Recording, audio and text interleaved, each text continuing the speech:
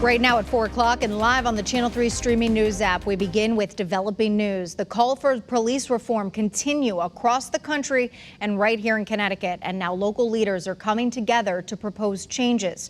For a look at that, we go live to Channel 3 Eyewitness News reporter Mike Savino, who is in Hartford. And Mike, what kinds of changes are we seeing?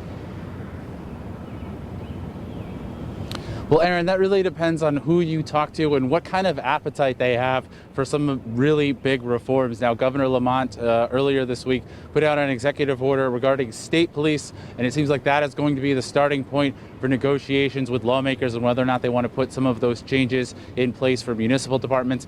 But also we're seeing cities, particularly in Hartford, sort of take their own steps to implement even larger changes. Now, at the state level, the legislature is expecting to go into a special session sometime in the next few weeks. And of course, police accountability and reform seems like it will be one of the issues. We're hearing lawmakers and the governor both say that they want to take this up.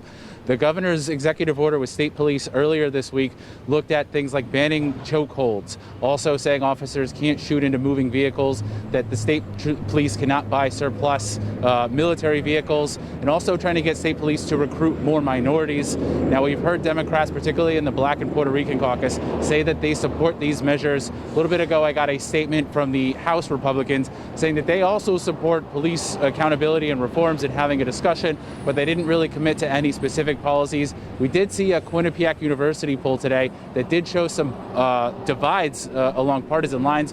There is broad support for banning chokeholds, but when you look at some of the deeper reforms, there is a partisan split. Now, here in Hartford, as we mentioned, they're taking their own steps. Mayor Bronin announced today that he plans to start a civilian community response team. This is a team that will respond to mental health calls and other types of calls that don't present any imminent criminal problem or any threat to people or property, in hopes of shifting some of that burden away from police and getting a better response. Take a listen. We cannot wait. We have to exercise right now. And the community across this country, across the state, is looking for us to do some revolutionary reform in the policing. We believe that this is a time to commit ourselves to reform across the board.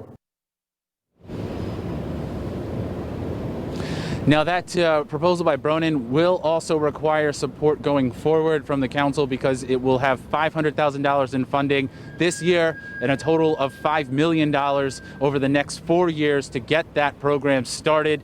Today, several Common Council members joined Bronin at the press conference, saying that they are behind this proposal going forward. Reporting live from Hartford, Mike Savino, Channel 3 Eyewitness News.